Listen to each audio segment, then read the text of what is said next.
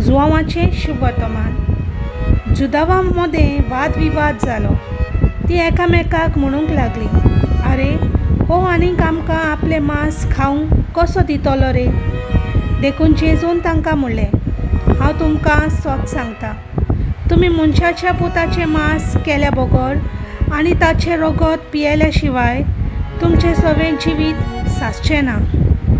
जो म्हजें मांस खाता आनी म्हजें रगत पियेता ताचें सवें सासणाचें जिवीत आसा, आनी ताका निमाण्या दिसा हांव पुनर्जिवंत करतलो। कित्याक म्हजें मांस खरें खाण आनी म्हजें रगत खरें पियण। म्हजें मांस खाता आनी म्हजें रगत पियेता तो म्हजें सवें रावता आनी हांव ताचे सवें रावता।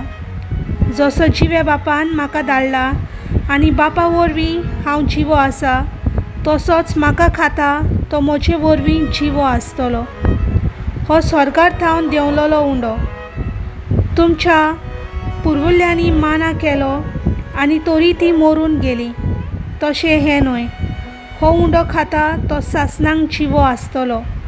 हें ताणें काफार्नाउमांत शिकयतना देवस्थानांत म्हणलें। देवाचें उतर हें।